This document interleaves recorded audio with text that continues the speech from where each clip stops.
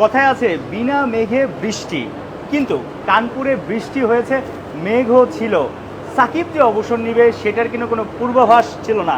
আচমকাই সাকিব প্রেস কনফারেন্সে আসলেন দীর্ঘদিন পর, অর্থাৎ প্রায় 2-3 মাস কমপক্ষে তিনি সেই টি-20 বিশ্বকাপের পর আর প্রেস কনফারেন্সে আসেনি। সাকিব প্রেস কনফারেন্সে এসে আলোচিত, অর্থাৎ পুরো ভাইরাল সারা ক্রিকেট দুনিয়ায়, সাকিব আল হাসান শেষ টি-20 তিনি খেলে ফেলেছেন বিশ্বকাপে আফগানিস্তানের বিপক্ষে। শেষ টেস্টটা খেলতে চাচ্ছেন ঘরের মাঠে, সেরকম একটা সিদ্ধান্ত। গার্ডস এই যে কালচারটা আসলে বাংলাদেশে নেই, সহকর্মী নাহিয়ানের সাথে এটা নিয়ে আলোচনা হচ্ছিল, তাকে ডেকে নেব। তারপর আলোচনা করছি যে আমাদের দেশের ক্রিকেটাররা সাধারণত আসলে সেভাবে বলতে চায় না যে আমি এই টেস্ট থেকে বিদায় নিতে চাচ্ছি বা আমি এই সময় বিদায় নিতে চাচ্ছি। সাকিব আল হাসান সেই সাহসটা দেখিয়েছে। সাকিব আল হাসান পুরো প্রেস কনফারেন্স আমরা দুজন কভার করেছি, চোখ ছলছল করছিল। সাকিব আল হাসান আরও কাট উত্তর দেন, অনেক জায়গায় আসলে কণ্ঠ থেমে যাচ্ছিল। সব কিছু মিলিয়ে হয়তো গত কয়েকদিনে ভেবেছেন এই সিদ্ধান্তটা, তারপরে নিয়েছেন। না, আসলে আজকে যখন তিনি প্রেস কনফারেন্স রুমে ঢুকছিলেন তার আগে একটু খটকা লাগছিল আমাদের, যে নর্মালি দেখা যায় যে প্রি ম্যাচ কনফারেন্সে ক্যাপ্টেন এসে থাকেন, ক্যাপ্টেন আসবেন এরকম একটা ধারণা আমরা আসলে করছিলাম। কিন্তু ঠিক যখন সাকিব আল হাসানের নাম ঘোষণা করলেন মিডিয়া ম্যানেজার, তখন আমরা একটু আটকে উঠলাম, কী ব্যাপার আজকে সাকিব আসবে। এমন সময় সাকিবের আশাটাও কিন্তু রূপক একটু অন্যরকম ব্যাপার আসলে, মানে একটু আটকে ওঠার মতোই। তো যখন তিনি আসছিলেন প্রেস কনফারেন্সের রুমের দিকে, তখন দূর থেকে তার একটা হাসি দেখছিলাম, তিনি হেসে হেসে আসলে আসছিলেন, এবং ওই হাসিটা না অনেকটা রহস্যময় মনে হচ্ছিল আমার কাছে। তখনই আমি আপনার সঙ্গে শেয়ারও করছিলাম এমন কিছু কি হতে যাচ্ছে কিনা, সাকিব কি আসলে এমন কোনো ঘোষণা দিবে কিনা। কারণ সাকিব অনেকটা আনপ্রেডিক্টেবল একটা ক্যারেক্টার, যখন তখন অনেক কিছুই উনি করে বসেন, বোঝাও যায় না আসলে। ঠিক যখন এসে বসলেন, হাসলেন, ফিরলেন, নিজে থেকে কিন্তু আসলে ওই অবসরের ঘোষণাটা আসলে তিনি বলেননি। কথায় কথায় গল্পে গল্পে কোনো একটা প্রশ্নের পরে লাস্ট আমি তাকে জিজ্ঞেস করেছিলাম, যখন তিনি অলরেডি বলে ফেলেছেন যে আসলে টেস্টে তিনি অবসর নিতে চান, এবং সেটা তার মাতৃভূমি, প্রিয় দেশ, প্রিয় মাটি বাংলাদেশেই আসলে তিনি সেটা নিতে চান। এবং এরকম কালচার কিন্তু এর আগে আমরা কখনোই সিনিয়র প্লেয়ারদের দেখিনি। তামিম ইকবাল অবসর নিয়েছেন, তিনি অবসর নিয়ে নিচ্ছেন, খেলবেন না এরকম একটা ব্যাপার তিনি জানিয়েছিলেন। মাশরাফিও আসলে অনেকটা মানে আগের দিন বলেছিলেন, মাশরাফি বলেছিলেন যে আসলে তিনি এই সিরিজটা খেলেই তিনি অবসর নিতে যাচ্ছেন, কালকে তার শেষ ম্যাচ হতে যাচ্ছে।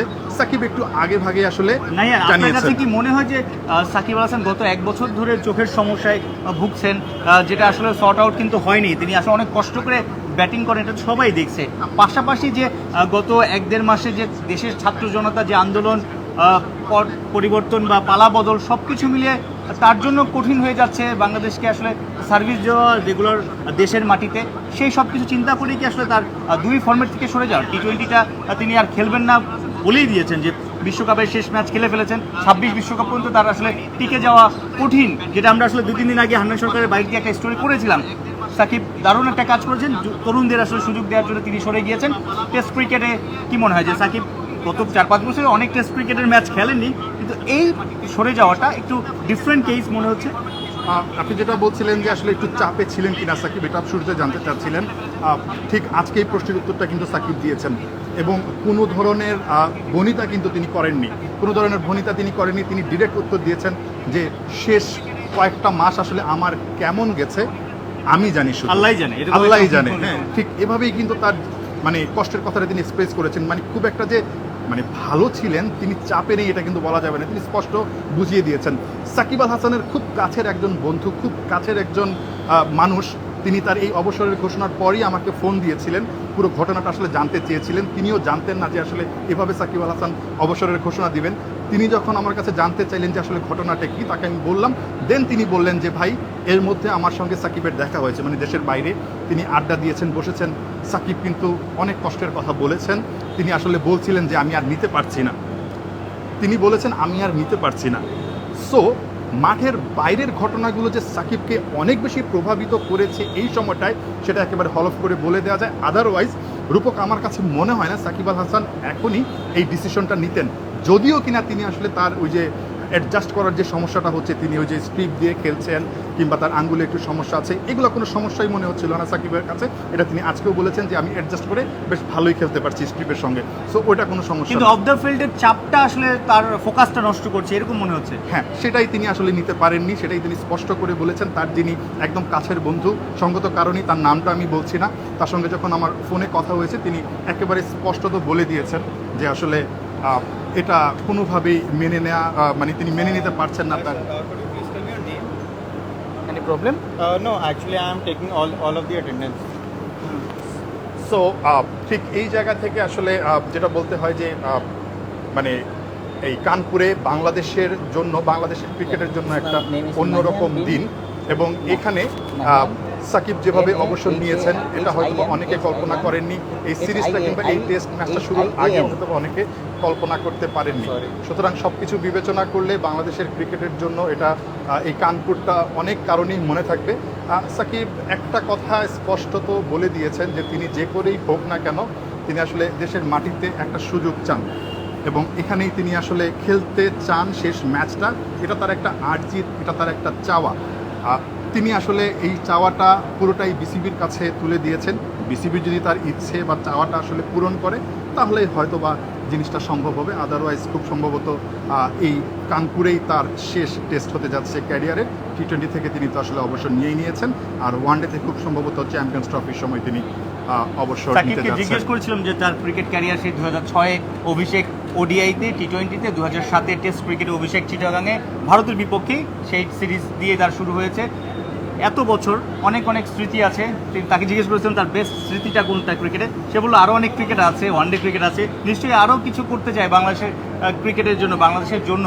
তবে নিঃসন্দেহে টেস্ট ক্রিকেটের কথা বললে সাকিবের একটা ডাবল সেঞ্চুরি আছে, সাকিবের দুর্দান্ত পারফরমেন্স আছে। ৭০তম টেস্ট ম্যাচ শ্রীলঙ্কাতে বাংলাদেশ জিতেছিল 2017 সালে, সেই ম্যাচটাতে তার দুর্দান্ত পারফরমেন্স ছিল। অস্ট্রেলিয়া, ইংল্যান্ডের বিপক্ষে ঘরের মাঠে টেস্টে তার পারফরমেন্স ছিল। সবচেয়ে সিগনিফিকেন্ট বলা যায় সাকিব যখন 2009 সালে ক্যাপ্টেন্সি পেল, মাশরাফি প্রথম দিনেই ওয়েস্ট ইন্ডিজের মাটিতে ইনজুরিড হয়ে গেল, সাকিব ক্যাপ্টেন্সি পেল, সেই দুটো টেস্ট বাংলাদেশ জিতলো, সাকিব সেঞ্চুরি হাঁকালো। তরুণ সাকিব, বিশ্ব ক্রিকেট তখন তাকে চিনল, সে পারফর্মার, সামনে থেকে performer, leading from the front, captaincy করলো, দলকে নতুন একটা শেপে নিয়ে আসলো, সাকসেস এনে দিল। সেই সাকিব, এই সাকিব কেমন দেখেন এই 17-18 বছরে? আসলে সাকিব আসলে বাংলাদেশের ক্রিকেটের ব্র্যান্ড বললে ভুল হবে রূপক। সাকিব কিন্তু ওয়ার্ল্ড ক্রিকেটেরই একটা বড় একটা ব্র্যান্ড, বড় একটা নাম। দেখেন তার এই অবসরের ঘোষণা যখনই আসলে মানে তিনি বললেন, সাথে সাথে কিন্তু ওয়ার্ল্ড মিডিয়াতে মোটামুটি চাউর হয়ে গেল যে সাকিব আল হাসান সবাইকে চমকে দিয়ে অবসরে যাচ্ছেন। ওয়ার্ল্ড ক্রিকেটও হয়তো বা ভাবেনি সাকিব এত দ্রুত আসলে টেস্ট ক্রিকেট থেকে বিদায় নেবেন। টি-20 থেকে বিদায় নিয়েছেন, সেটা হয়তো বা অনেকটা এক্সপেক্টেড ছিল। সব কিছু বিবেচনা করলে আপনি যদি চিন্তা করেন আসলে এখানে একটা কঠিন পরিস্থিতির মধ্যে রূপক, আমরা সামনে আমাদের একটা বানর হেঁটে যাচ্ছে, এখানে আবার যেটা হয় বানররা আবার ওই যে ফোন, ট্রাইপড সব নিয়ে দৌড় দেয়। আসলে মানে আমরা যখন আলোচনা করছি একটু আতঙ্কের মধ্যেও আছে যে বানরটা কখনো হুট করে আমাদের ফোনটা নিয়ে দৌড় দেয় কিনা। মানে খুবই ভয়ঙ্কর একটা অবস্থা। আসলে এখানে আসার পর থেকে বিভিন্ন চ্যালেঞ্জ আমরা মোকাবেলা করছি, বিভিন্ন সমস্যার সম্মুখীন হচ্ছি। আজকে আবার যখন সাকিব আল হাসান অবসর ঘোষণা করলেন তখন আসলে একটু চমকেই গেছি। যেটা বলছিলাম আসলে যে সাকিব আল হাসান ওয়ার্ল্ড ক্রিকেটেরই একটা ব্র্যান্ড, এবং ঠিক এই জায়গা থেকে সাকিবের বিদায়টা অবশ্যই বাংলাদেশের ক্রিকেটের জন্য একটা বড় ধাক্কা হবে। সাকিবের যে কোনো বিকল্প নেই, এটা কিন্তু বিভিন্ন সময় বাংলাদেশের যারা ক্রিকেটার, সাবেক ক্রিকেটার, এক্সপার্ট অনেকে আছেন তারা কিন্তু সবসময় বলেন যে অনেকের বিকল্প আছে, কিন্তু সাকিবের কিন্তু বিকল্প এখনো পর্যন্ত বাংলাদেশের ক্রিকেটে নেই। এটা দুর্বল সত্য। শুধু বাংলাদেশের ক্রিকেট না, বিশ্ব ক্রিকেটে সেই রকম রিপ্লেসমেন্ট সাকিবের মতো ক্যালিবার, আপনি ব্যাটিং, বোলিং, ক্রিকেট মস্তিষ্ক, সাকিবের মতো ফিল্ডার, একটা থ্রোয়ের কথা মনে পড়ে যায়। মানে আপনি যেহেতু বললেন 3 জায়গাতেই সাকিব সেরা, বলতে হয় 2022-এর অস্ট্রেলিয়াতে টি-20 ওয়ার্ল্ড কাপে জিম্বাবুয়ের বিপক্ষে ম্যাচটাতে যেইভাবে সে ঘুরে থ্রো করে, শন আরবিন বা কেউ একজন ছিলেন, যেইভাবে আউট করেছেন, বা শন উইলিয়ামস, আনবিলিভেবল। মানে সাকিব আল হাসান এরকমই, যে কোনো পরিস্থিতিতে ম্যাচের পার্থক্য ঘুরিয়ে দিতে পারেন। তার ভিতরে আসলে সেই ক্যালিবারটা আছে, এবং সে কিন্তু ওই টাইপের ক্রিকেটার, শুধু ব্যাটিং বোলিং না, ফিল্ডিং, ম্যাচে কোনো একটা ইনপুট দেওয়া ক্যাপ্টেনকে, বা সেই ক্যাপ্টেন থাকলে ডিসিশন নেওয়া, সব কিছু মিলিয়ে অবশ্যই। এবং আপনি তো আসলে রূপক আজকে শুনেছেন, মানে তিনি তার কষ্টের জায়গাগুলো শেয়ার করেছেন। সাম্প্রতিক সময় তার যে বিষয়গুলো আসলে আইনি জটিলতার যে বিষয়গুলো উঠে এসেছে, মিডিয়ায় এসেছে, তিনি বিভিন্ন মামলার শিকার হয়েছেন, সেগুলো সত্য মিথ্যা আসলে সেটা হয়তোবা কোর্টই বিবেচনা করবে বা আইনের মাধ্যমে হয়তোবা প্রমাণ হবে।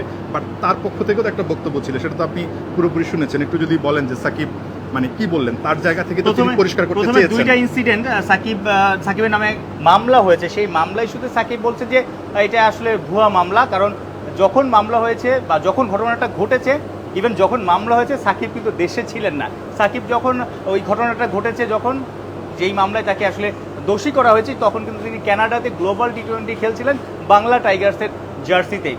এবং যখন মামলাটা করা হয়েছে তখনও কিন্তু সাকিব দেশের বাইরেই ছিলেন, গ্লোবাল টি20 কিংবা ন্যাশনাল টিমের হয়ে তিনি রিপ্রেজেন্ট করছেন। অর্থাৎ এই ভুয়া মামলা ইস্যুতে তিনি আসলে সেই বার্তাটাই দিয়েছেন যে তিনি কোনোভাবেই জড়িত না, তিনি আসলে রাস্তাঘাটে বা কোথাও ছিলেন না, দেশেই ছিলেন না। তো এটা তার জন্য একটা বিব্রতকর, কারণ তিনি একটা গ্লোবাল আইকন ক্রিকেটের, নানা জায়গায় নানা মানুষ তাকে জিজ্ঞেস করে, জানতে চায়, এবং এইটা কিন্তু আসলে ব্যাক অফ দ্য মাইন্ড তার কাজ করে, মাথায় কাজ করে, এবং যেটা কিন্তু আসলে 22 গজে ফোকাস থাকে না এই কারণে, বা ফোকাস রাখতে আসলে আরও কঠিন হয়। আরেকটা যে বিষয় তিনি দেখলেন যে সবাই জেনেছে গত 2-3 দিন আগে শেয়ার বাজার যে ম্যানিপুলেশন, সেই জায়গাটাতে সাকিবের নামে কিন্তু উঠে এসেছে যে তিনি আসলে ম্যানিপুলেশন 50 করেছেন, লক্ষ টাকা অর্থাৎ জরিমানাও তিনি হয়তো হয়েছে। কারসাজি করেছেন, 50 লক্ষ টাকা তাকে জরিমানা করা হয়েছে। সেই জায়গাটাতে সাকিব বলেছেন যে তিনি আসলে কখনো নিজে থেকে ট্রেড করেননি, নিজে এটার সাথে জড়িত না, সেই কারণে এটাকেও তিনি আসলে উড়িয়ে দিয়েছেন এবং প্রমাণ চান। সবচেয়ে সিগনিফিকেন্ট তিনি হাইলাইট বা বোল্ডলি বলেছেন যে যদি কারো কাছে প্রমাণ থাকে যে সে কোনো হত্যা মামলা বা কোনো মামলার যে দোষী করা আছে সেখানে অভিযুক্ত, সে প্রমাণ চেয়েছেন। ইভেন কোনো শেয়ার বাজার কারসাজিতে যদি তার কোনো একটা সরাসরি হস্তক্ষেপ থাকে, সরাসরি আসলে সেখানে তার কোনো চিহ্ন থেকে থাকে, সেটা যেন তাকে প্রমাণ দেওয়া হয়। এরকম একটা প্রশ্ন এসেছে যে আপনার ডিলিংসগুলো যারা করেন তারা যদি করে তাহলে তো আপনার নামে মামলা হবে, সেই বিষয়ে আসলে সাকিব কিন্তু একটু এড়িয়ে গেছেন। অর্থাৎ এই বিষয়টা একটু সিগনিফিকেন্ট। তারপরে বলা যায় সাকিব গত 2-3 মাসে কিন্তু দেশেই ছিলেন না। সাকিব সবশেষ দেশ থেকে বের হয়েছেন কবে? টি20 ওয়ার্ল্ড কাপের পর দেশে গিয়েছিলেন। না, টি20 পর আর যাওয়া হয়নি। সো গত 3-4 মাসে সাকিব কিন্তু দেশে নেই। পাশাপাশি সাকিব আসলে শেয়ার বাজারের যে ইস্যুটা সেখানে তিনি সরাসরি জড়িত না, কিন্তু এখন প্রশ্ন হলো সাকিবের সাথে যারা ছিলেন তারা কি আসলে কোনোভাবে জড়িত কিনা, যে কারণে আসলে সাকিবের নামটা উঠে এসেছে বা জরিমানাটা হয়েছে। সেই বিষয়গুলো আসলে সাকিব প্রমাণ চান, যদি কারো কাছে প্রমাণ চায় সাকিব হাইলাইটলি এটা বলেছেন। আর সেটা আসলে আদালতে ঠিক করে দিবেন সাকিব দোষী কি দোষী না। বাট সাকিবের জায়গা থেকে তার অবস্থানটা তিনি পরিষ্কার করেছেন, যেটা বলেছেন যে শেয়ার বাজার কারসাজির সঙ্গে যেই প্রশ্নটা উঠে এসেছে তার নামকে ঘিরে, তিনি একদমই ক্লিয়ার করে বলেছেন যে আমি কখনো ট্রেড করিনি। তো এই বিষয়টা আসলে কিভাবে হলো সেটাও এখন একটু বিবেচনার বিষয় আছে, বা আইন আদালতের প্রমাণ বা যাচাই বাছাই করার বিষয় আছে। সাকিব আল হাসান এগুলো নিয়ে কোনো কিছুই বলেনি। সাকিব একটা কথাই তিনি এনশিওর করতে চেয়েছেন, বিসিবির সঙ্গে যে তার এই বিষয়ে লম্বা ডিসকাশন হয়েছে সেটা কিন্তু বলা যায়। সাকিব স্পষ্টতই বলেছেন তিনি সাউথ আফ্রিকার বিপক্ষে খেলতে চান, সেখানে তিনি বিদায় নিতে চান। তার জন্য তার যেটা দরকার আইন আদালত সব কিছু ঠিক করবে যে কী হবে কী হবে না, বাট তাকে যেন কোনো ধরনের হয়রানি না করা হয়, এবং তিনি যে দেশে যাবেন, দেশের হয়ে ক্রিকেট খেলবেন, সেটা যেন একেবারেই প্রেশার মুক্ত হয়ে তিনি খেলতে পারেন, এবং যখন ফিরে আসবেন সেখানেও যেন তাকে কোনো ধরনের হয়রানি না করা হয়, কোনো ধরনের হেনস্থার তিনি যেন শিকার না হন, কোনো ধরনের মিথ্যা মামলার কারণে তিনি যাতে বাজেভাবে শিকার না হন, তার একটা নিরাপত্তার বিষয় আছে, সেই নিরাপত্তার ইস্যুটাও তিনি নিশ্চিত করতে চেয়েছেন। এই বিষয়গুলো তিনি করেছেন, বাকিটা আসলে আদালতে ঠিক করে দিবে। আদালতই হয়তো বা তিনি দোষী কি দোষী না সেটা ঠিক করবেন, বাট তার আগ পর্যন্ত তিনি আসলে যাতে খেলে যেই দায়িত্বটা পালন করার জন্য দেশের হয়ে খেলার জন্য তিনি যাচ্ছেন, সেটা যেন তিনি ঠিকঠাক করে তিনি আসলে দেশ থেকে বের হতে পারেন, সেই নিশ্চয়তাটা চেয়েছেন। বাকিটুকু আসলে রূপক আদালতই ঠিক করবে, সময় বলে দেবে। একটা মানে ফান করে বুকে কষ্ট, চোখ ছলছল করছে, কিন্তু কষ্টটা তিনি বুঝাতে চাননি, তিনি হেসে উড়িয়ে দিয়েছেন। একটা বিষয় ভালো লেগেছে যে ইন্ডিয়ান সাংবাদিকরা জিজ্ঞেস করেছেন যে তাহলে আপনি কি দেশে যেতে ভয় পাচ্ছেন বা দেশে যাওয়াতে সমস্যা নাকি? সাকিব কিন্তু মজা করে বলেছেন দেশে যেতে সমস্যা নেই, দেশে থাকাটা সমস্যা। আসলে দেশ থেকে বের হয়ে আসাটার সময়, হ্যাঁ, তো দেশে থাকা এবং বের হয়ে আসাটা সমস্যা, দেশে যেতে সমস্যা। সাকিব দেশে যেতে চান, সাকিব দেশের মাটিতে শেষ ম্যাচটা খেলতে চান, দেশের এটা কিন্তু ভক্তদের। রূপক আসলে চাইতেই পারেন। একটা মানুষ 17-18 বছর ধরে দেশকে সার্ভিস দিয়েছেন, দেশের ক্রিকেটের সবচেয়ে সফল ক্রিকেটার, বিশ্ব ক্রিকেটের তিনি কি বলবো আসলে একটা ব্র্যান্ড। সুতরাং সেই জায়গা থেকে সাকিব আল হাসান তার ক্যারিয়ারের গোধূলি লগ্নে এরকম একটা আবদার আর্জি তিনি করতেই পারেন, এটা কিন্তু অপরাধের কোনো কিছু না। বোর্ড যদি মনে করে যে তিনি সিলেকশনের জন্য অ্যাভেলেবেল না, সেটা ভিন্ন ব্যাপার, বাট তিনি যদি সিলেকশনের জন্য অ্যাভেলেবেল থাকেন, তাকে যদি খেলানো হয়ে থাকে, তাহলে এতটুকু সাপোর্ট একজন ক্রিকেটারকে একটা ক্রিকেট বোর্ড দিতেই পারে, এবং সেটাই কিন্তু সাকিব আল হাসান ন্যায়সঙ্গতভাবেই তিনি চেয়েছেন। বাকিটুকু তো আদালত ঠিক করবে, তিনি দোষী কি দোষী না সেটা অবশ্যই আদালত একটা ন্যায় বিচার করবে, এবং আদালতের প্রতি তার সেই যথাযোগ্য সম্মানটা আছে। বিধায় তিনি বলেছেন যে আসলে কোনো রকম হয়রানি যেন দেশের মাটিতে তাকে না হতে হয়, সেটা তিনি আসলে এনশিওর করতে চেয়েছেন। অবশ্যই একটু ক্রিকেটে আসি নাহিয়ান, আজকে প্রিভিউ ডে হওয়ার কথা ছিল, প্রিভিউ ডে আছে কিন্তু প্রিভিউ ডে এর সেই আমেজটা নেই, ক্রিকেটের আমেজটা নেই, কারণ সাকিব আল হাসান এমনই এক চরিত্র, সব স্পটলাইট তিনি বরাবরই কেড়ে নেন, আজকে ভালোভাবেই কেড়ে নিয়েছে, শুধু আমাদের কাছ থেকে না পুরো সারা দুনিয়ার সব মিডিয়ার কাছ থেকে তিনি সব স্পটলাইট কেড়ে নিয়েছেন। তার বিদায় ঘন্টা যে বেজে গেছে, তিনি বিদায়ের যে আবদার করে নিয়েছেন, ভালোভাবে বিদায় নিতে চান, সেই বিষয়গুলো আসলে এখন সব জায়গায় ছড়িয়ে পড়েছে। তারপর একটু ক্রিকেটে ফিরি, বৃষ্টি ছিল, সাকিবের রিটায়ারমেন্টের পরে হয়তো কানপুরের আকাশও একটু কেঁদে ফেলেছে, একটু ঝুম বৃষ্টি হয়েছে, এখন আবার একটু রোদ উঠেছে, বাট পুরো মাঠ আসলে ঢাকা। এই টেস্টে যে 5 দিনই বৃষ্টি হওয়ার শঙ্কা রয়েছে, আবহাওয়া অধিদপ্তর যেটা আসলে জানিয়েছে, প্রথম দিন একটু বেশি। সাকিব যেটা জানিয়েছেন যে তিনি চেন্নাইতে যে ব্যাটিংটা করেছেন, 2 ইনিংসে তিনি রান পেয়েছেন 30-এর ঘরে, 20-এর ঘরে, 25 এবং 32, কঠিন সময়টা পার করেছেন, ব্যাটিংটা তিনি অনেক স্ট্রাগল করে করছেন, কিন্তু বড় স্কোর করতে চান। শেষটাতেও যেন সাকিব যেই মানের ক্রিকেটার, যেভাবে দলের জন্য কন্ট্রিবিউট করেন, সেই রকম একটা বড় কন্ট্রিবিউশন করতে চান। এই পিচে সাকিবের ব্যাটিংয়ের পাশাপাশি সাকিবের স্পিনটাও আসলে দেখার বিষয়। যদিও সাকিব বলেছেন যে মুরালি কার্তিকের ইস্যুটা তিনি কিন্তু একদম উড়িয়ে দেননি, তিনি হয়তো গল্পে গল্পে বলেছেন যে টানা অনেকদিন খেলার মধ্যে পাকিস্তানের 2 টেস্ট, কাউন্টি চ্যাম্পিয়নশিপে ইংল্যান্ডে অনেক ওভার বোলিং করেছেন, 9 উইকেট পেয়েছেন, হাতের ব্যথা থাকতে পারে, ফিঙ্গারটা তো পুরোপুরি ফিটও না, ফিঙ্গারে এর আগেও অনেক ব্যথা আছে, ইনজুরি আছে ছোটোখাটো, সব কিছু মিলিয়ে সাকিব হয়তো সে কারণে ফুল রিদম দিতে পারেন না, ফুল এফোর্ট দিতে পারেন না। তবে এই টেস্টে সাকিব যদি যতটুকুই খেলা করায়, সাকিবের বোলিং ব্যাটিং সবাই এসে চেয়ে থাকবে, এবং সাকিবও নিশ্চয়ই চাইবে যে মোর দেন 100% যতটুকু দেওয়া যায়। শেষ বেলায় তো সবাই চায় নায়কের বেশেই সেরা পারফর্মার হয়েও যেন বিদায় নিতে চায়। এই জায়গাটায় মনে হয় না কখনো সাকিব কম্প্রোমাইজ করেছে ক্রিকেটের সঙ্গে, কিংবা তার খেলার সঙ্গে বা তার প্রফেশনের সঙ্গে। তিনি ক্রিকেটটা সবসময় শতভাগ দেওয়ার চেষ্টা করেছেন, এবং তিনি যখন বিদায় বলবেন তিনি এটা বলেছেন কিন্তু যে আমি শুরু থেকে যা ছিলাম শেষে এসেও তাই, গধূলি লগ্নেও কিন্তু তাই। অর্থাৎ আমার স্পেশাল এমন কোনো কিছু না, আমি আমার সেরা খেলাটা পুরো ক্যারিয়ার জুড়ে যেমন খেলতে চেয়েছি, শেষ ম্যাচটাতে আসলে খেলতে চাইবো যদি এটা শেষ ম্যাচ হয়ে থাকে। আর যদি তার লাক ভালো থাকে, যদি সাউথ আফ্রিকার মাটিতে গিয়ে তিনি খেলেন, বাংলাদেশে গিয়ে যদি সাউথ আফ্রিকার বিপক্ষে খেলেন, তাহলে সেটাতেও তিনি শতভাগ দেওয়ারই চেষ্টা করবেন। তো এই হচ্ছে মোটামুটি অবস্থা, যেটা হচ্ছে যে বৃষ্টিটা অনেক বেশি বাগড়া দিবে বোঝাই যাচ্ছে এই টেস্টটাতে। অর্থাৎ আজকে 65% বৃষ্টির সম্ভাবনা ছিল, এবং সেটা ঠিকঠাক মতো এই বৃষ্টিটা হয়েছে। মোটামুটি বাংলাদেশ প্র্যাকটিসে নেমেছিল কিন্তু প্র্যাকটিসটা করতে পারেনি। আগামীকাল 75% বৃষ্টির সম্ভাবনা আছে, তারপরের দিন 65% বৃষ্টির সম্ভাবনা আছে, তারপরের দিন 40% বৃষ্টির সম্ভাবনা আছে। অর্থাৎ প্রথম 3 দিনই কিন্তু দেখছি যে আসলে বৃষ্টির বেশ ভালো সম্ভাবনা আছে। এবং এই টেস্টে যেটা বলছিলেন আপনি, সাকিবের দিকে সবাই তাকিয়ে থাকবে। সাকিবের খেলাটা দেখতে হলে কিন্তু বৃষ্টিরও এই জায়গাটা একটু হলেও কম্প্রোমাইজ করতে হবে, যে না বাংলাদেশের তো অবশ্যই সেরা, বিশ্বসেরা ক্রিকেটার হয়তো বা নিজের শেষ ম্যাচটা বা শেষ টেস্টটা খেলতে পারে। সুতরাং ওই যে সবাই চাইছে তার ম্যাচটা, তার খেলাটা দেখতে, সেটা যেন হয়। আকাশও নিশ্চয়ই এই জায়গাটা একটু সহায়তা করবে, এটা বলতেই পারি আসলে। অবশ্যই টেস্ট ক্রিকেটের কথা বলতে হয়, বাংলাদেশ প্রথম টেস্টে বড় ব্যবধানে হেরেছে 280 রানে। নিশ্চয়ই প্রত্যেকটা ক্রিকেটার, আরেকটা বিষয় উঠে এসেছে শেষ দিকে, যে সাকিব যখন এই যে ভুয়া মামলা বা মামলা হলো, সব ক্রিকেটার বা অনেক ক্রিকেটারই কিন্তু সোশ্যাল প্ল্যাটফর্মে সাকিবকে অনেক সাপোর্ট করেছে। সাকিব অনেক বড় মাপের ক্রিকেটার, সাকিব দেশের ক্রিকেটকে, দেশকে অনেক উপরে নিয়ে গেছেন। স্বাভাবিকভাবে তার সতীর্থরা, তার কলিগরা, টিমমেটরা তাকে সোশ্যাল প্ল্যাটফর্মে সামনাসামনি অনেকেই সাপোর্ট করেছেন, তাদেরকে থ্যাঙ্কস জানিয়েছেন সাকিব আল হাসান। নিশ্চয়ই সেই টিমমেটদের জন্য, দেশের জন্য, সেই টিমমেটদের জন্য সাকিব বেটার পারফরমেন্স করতে চাইবেন। আবার টিমমেটরাও চাইবে যে সাকিবকে দারুণ একটা বিদায় দিতে। যদি দেশের মাটিতে খেলেন, বিদায় নেন, সেটা তো ডিফারেন্ট কেস। দেশের মাটিতে না খেলতে পারলে এটাই হবে সাকিবের শেষ টেস্ট, আবার দেশের মাটিতে গেলেও এটাই হবে সাকিবের অ্যাওয়ে শেষ টেস্ট। সব কিছু মিলে শেষ একটা ব্যাপার থাকছেই, বিদায় একটা ব্যাপার থাকছেই। সেই বিদায়টা নিশ্চয়ই পুরো টিম চাইবে সাকিবকে দারুণ একটা বিদায় দিতে, সবাই মিলে পারফর্ম করতে। সবাই মিলে পারফর্ম করলে নিশ্চয়ই প্রথম টেস্টে যা হয়েছে তার থেকে বেটার পজিটিভ কিছু আসবে না। হিয়ান, না অবশ্যই সাকিবকে তার যারা টিমমেট আছেন তারা যে আসলে ঠিকঠাকভাবে বেশ ভালো সাপোর্ট দিয়েছেন, মেন্টাল সাপোর্ট এই কয়েকটা দিন তিনি অকপটেই তিনি এই প্রেস কনফারেন্সে স্বীকার করেছেন। এবং তার বিদায় বেলায়ও তার টিমমেটরা যে তাকে শতভাগ সাপোর্ট দিবেন, এটা নিয়ে কোনো সন্দেহ নেই। টিমমেটদের সাপোর্ট নিয়ে সাকিব শেষ করতে চাইবেন, দারুণভাবে নিজে শেষ করতে চাইবেন, দেশকে দারুণ একটা কিছু দিয়ে তিনি বিদায় নিতে চাইবেন। সেটা আসলে আমরা সবাই এতটুকু বুঝি যে সাকিবের ইচ্ছের কোনো কমতি থাকবে না। বাকিটা আসলে মাঠে বাংলাদেশ কতটুকু লড়াই করতে পারে। এমনিতে আগের টেস্টে বাজেভাবে হারের কারণে বাংলাদেশ ঘুরে দাঁড়াতে চাইবে, যদি ভালো কিছু একটা হয়, যদি একটা কি বলবো, ইন্ডিয়ার সঙ্গে তো আসলে আমরা কখনো টেস্ট ক্রিকেটে জিতিনি, এরকম কোনো একটা কিছু যদি হয়ে যায়, মানে এটা তো আসলে ইতিহাস সৃষ্টি করা একটা মানে টেস্ট ম্যাচই হবে বাংলাদেশের জন্য, পাশাপাশি সাকিবের জন্য মানে এটা ভেরি ভেরি স্পেশাল একটা টেস্ট হয়ে থাকবে।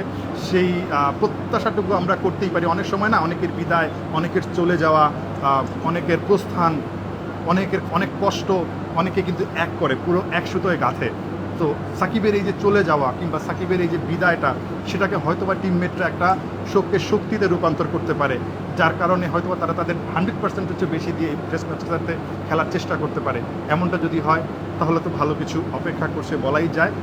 আসলে টাইমই বলে দিবে কি হচ্ছে, সেটা দেখার জন্য আসলে রূপক অপেক্ষা করতেই হবে। অবশ্যই দর্শক, আবারও জানিয়ে রাখি, কানপুর থেকে সর্বশেষ আপডেট ঘন্টা দুয়েক আগেই সাকিব আল হাসান যেই ব্রেকিং নিউজটা দিয়েছেন ক্রিকেট বিশ্বকে, তিনি শেষ টি-20 খেলে ফেলেছেন। গেল জুন মাসে আফগানিস্তানের বিপক্ষে টি-20 ওয়ার্ল্ড কাপে বাংলাদেশ যে শেষ ম্যাচটা খেলেছে, সেমিফাইনালে ওঠার একটা সুযোগ ছিল, সেটাই তার শেষ টি-20 ম্যাচ হয়ে গেছে। তিনি আর টি-20 দলে খেলতে চান না, যেহেতু 2026-এর টি-20 ওয়ার্ল্ড কাপ আরও 2 বছর পর, 2 বছরের মধ্যে আসলে 2 বছর পর্যন্ত তার ক্যারি করাটা কঠিন, তিনি বুঝে গেছেন। তার সব কিছু মিলিয়ে টি-20 থেকে সাকিব বিদায়, 2006-এ অভিষেক, 2024-এ টি-20 থেকে বিদায়। টেস্ট ক্রিকেটে তার সাকিবের অভিষেক 2007-এ ভারতের বিপক্ষে। এই টেস্টটাই হতে পারে সাকিবের শেষ, যদি দেশে ফিরে সাউথ আফ্রিকার বিপক্ষে খেলতে না পারেন। আর যদি দেশে ফিরে সাউথ আফ্রিকার বিপক্ষে আগামী মাসে যে 2টো টেস্ট আছে, সেই 2টো টেস্টে যদি সাকিব খেলতে পারেন, সেইখানেই আসলে ঘরের মাঠে লাখ লাখ ক্রিকেট ভক্তদের সামনে, কোটি ক্রিকেট ভক্তরা যারা বছরের পর বছর ধরে তাকে সাপোর্ট দিয়েছে, তাদের সামনেই, তাদের কাছে গিয়ে আসলে টেস্ট ক্রিকেট সাদা পোশাকটা তুলে ফেলতে, উঠিয়ে রাখতে চান। তবে যদি দেশে না ফিরতে পারেন, এটা শেষ, অথবা এটাই হতে পারে সাকিবের শেষ অ্যাওয়ে টেস্ট। বিদায় কিংবদন্তি খেলাযোগের জন্য আসলে সবার জন্য আসলে একটা মানে এত ইমোশনাল মুহূর্ত, সব সাংবাদিকদের জন্য, কারণ সাকিবের এত এত অর্জন, এত এত গল্প লিখেছে সবাই। সাকিব চলে গেলে নিশ্চয়ই অনেক কিছুই মিস করবে সবাই, সাকিবও হয়তো সাংবাদিকদেরও মিস করবে অনেক বেশি। বিদায় সাকিব আল হাসান।